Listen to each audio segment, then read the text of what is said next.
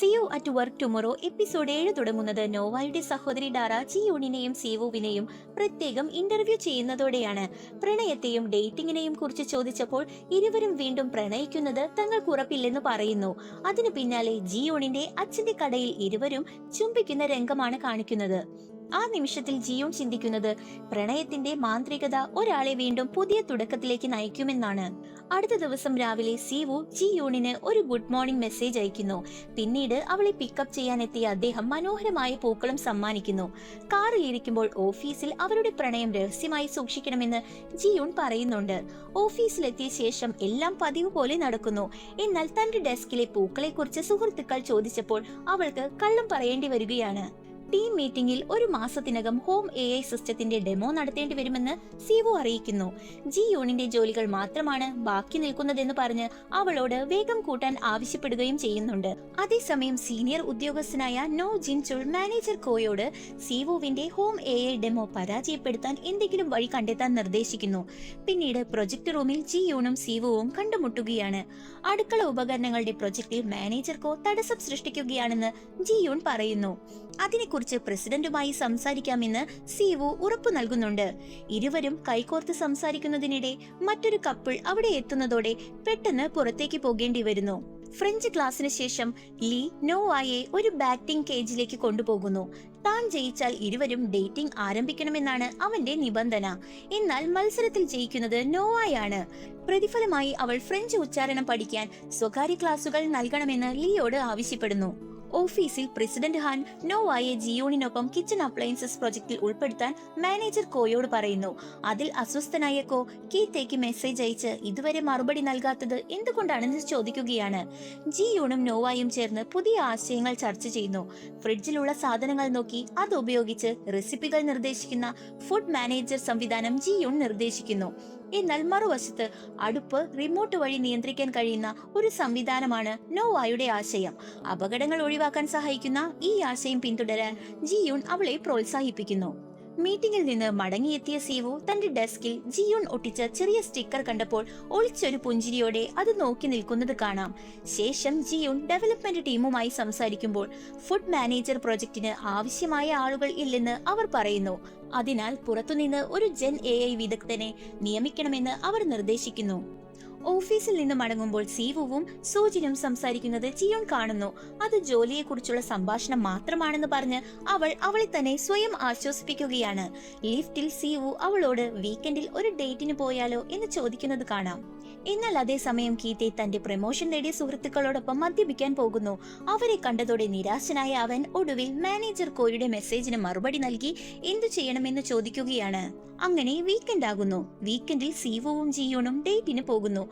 പക്ഷേ ഒരു സ്റ്റോറിൽ ജിയോണിന്റെ അനിയനെ കണ്ടതോടെ ഇരുവരും ഒളിക്കേണ്ടി വരികയാണ്. എന്നാൽ മറ്റൊരു സ്റ്റോറിൽ എത്തിയപ്പോൾ അവിടെ നോവായെയും ലീയെയും കാണുന്നു. അപ്പോൾ ജിയോണും നോവയും ഇതുവരെ നടന്ന എല്ലാ കാര്യങ്ങളും പരസ്പരം തുറന്നു പറയുകയാണ്. ശേഷം സിവു ജിയോണിനെ വീട്ടിലേക്ക് ക്ഷണിച്ച് ഒരുമിച്ച് സമയം ചെലവഴിക്കണമെന്ന് പറയുന്നു. ഇരുവരും ചേർന്ന് ഭക്ഷണം പാകം ചെയ്ത് കഴിക്കുകയും ഓഫീസിൽ പ്രണയം ഒളിപ്പിക്കേണ്ടി വരുന്നതിൽ പരസ്പരം ഖേദം പ്രകടിപ്പിക്കുകയും ചെയ്യുന്നു. തുടർന്ന് ജോലി തിരക്കിനിടയിലും വീഡിയോ കോൾ വഴി ബന്ധം നിലനിർത്തുന്ന അവരുടെ മനോഹരമായ നിമിഷങ്ങൾ കാണിക്കുകയാണ്. ഇതിനിടെ മാനേജർ കോ സിവുവിനെതിരെ എന്തെങ്കിലും തെളിവുകൾ കണ്ടെത്താൻ കീത്തേയോട് ആവശ്യപ്പെട്ടതാണെന്ന് വെളിപ്പെടുന്നു. ഓഫീസിൽ സിവു ഫുഡ് മാനേജർ പ്രൊഡക്റ്റിനായി ലീ യങ് ഹുൻ സഹായിക്കുമെന്ന് ജിയോണിനോട് പറയുന്നു. ആ വൈകുന്നേരം സുഹൃത്തായ ഹേജിയുടെ വിവാഹത്തിനായുള്ള ബാൻഡ് പരിശീലനത്തിൽ പങ്കെടുക്കേണ്ടതുണ്ടെന്നും ജിയോൺ പറയുന്നു. മറുവശത്ത് ലീ നോവായെ തന്റെ മ്യൂസിക് സ്റ്റുഡിയോയിലേക്ക് കൊണ്ടുപോകുന്നു. സത്യത്തിൽ ലീ ആരാണ്? അവൻ എന്തൊക്കെ കാര്യങ്ങളാണല്ലേ ചെയ്യുന്നത്? DJ, സർഫിംഗ്, ട്രെയിനിങ്, ഇപ്പൊ മ്യൂസിക് ക്ലാസ്. ഓ, എനിക്ക് വയ്യ. എന്തായാലും പാട്ടുകൾ എങ്ങനെ മിക്സ് ചെയ്യുന്നു എന്ന് കാണിച്ചു കൊടുത്ത ശേഷം അവളോട് തന്നെ ഡേറ്റ് ചെയ്യാൻ ആവശ്യപ്പെടുകയാണ് അവൻ. അതിനുശേഷം ചുംബിക്കാൻ ശ്രമിക്കുകയും ചെയ്യുന്നു. എന്നാൽ അതേസമയം ഒരു പെൺകുട്ടി അകത്ത് കയറി വരികയാണ്. ആ പെൺകുട്ടി താനാണ് ലീയുടെ മുൻ കാമുകിയെന്ന് പറഞ്ഞ് അടുത്തിടെയാണ് ഇരുവരും വേർപിരിഞ്ഞതെന്നും പറയുന്നു. അത് കേട്ട് ഞെട്ടിയ നോവ അവിടെ നിന്നും പോവുകയാണ്. തന്റെ പഴയ ബന്ധം അവസാനിച്ചെന്നും ഇപ്പോൾ സത്യമായ വികാരം നോവയോട് മാത്രമാണെന്നും ലീ വിശദീകരിച്ചെങ്കിലും അവൾ ലീ സ്വാർത്ഥനാണെന്ന് പറഞ്ഞ് നടന്നു പോവുകയാണ്. അതേസമയം സീവു ജിയൂണിനെ ബാൻഡ് പരിശീലനത്തിന് ഇറക്കി വിടുമ്പോൾ ഗായുൾ അവിടേക്ക് പോകുന്നത് കാണുന്നു. അകത്ത് ചെന്ന് ജിയൂണും അവനെ കണ്ടപ്പോൾ അമ്പരക്കുകയാണ്. ഒരു ബാൻഡ് അംഗം പിന്മാറിയതിനാൽ ഗായുളിനെ വിളിക്കേണ്ടി വന്നതാണെന്ന് ഹിയേജി വിശദീകരിക്കുന്നു.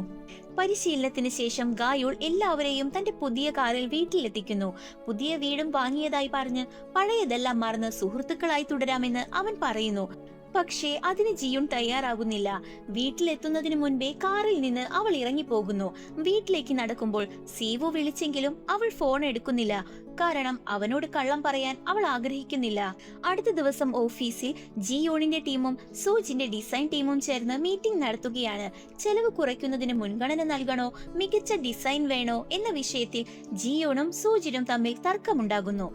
സാഹചര്യം വഷളാകാതിരിക്കാൻ സീവു ഇടപെട്ട് സൂജിനോട് ഫൈനൽ ഡിസൈൻ തയ്യാറാക്കാൻ പറയുകയാണ്. പിന്നീട് അത് കൂടുതൽ പ്രശ്നങ്ങൾ ഒഴിവാക്കാനായിരുന്നു ചെയ്തതെന്ന് വിശദീകരിച്ചെങ്കിലും ജിയോണിന്റെ വിഷമം മാറുന്നില്ല. പിന്നീട് സൂജിൻ സീവുവിനെ അന്വേഷിച്ചു വരുമ്പോൾ അതേസമയം സീവു ജിയൂണിനെ വിളിക്കുന്നു. സൂജിനിൽ നിന്ന് ആ കോൾ ജിയൂൺ മറച്ചു വെക്കുന്നുണ്ട്. ജോലി കഴിഞ്ഞ ജിയൂൺ യങ് ഹുനിനെ കണ്ടുമുട്ടി ഫുഡ് മാനേജർ പ്രൊജക്ട് വിശദീകരിക്കുന്നു. ആശയം ഇഷ്ടപ്പെട്ട യങ് ഹുൻ പ്രൊജക്റ്റിൽ ചേരാൻ സമ്മതിക്കുകയാണ്.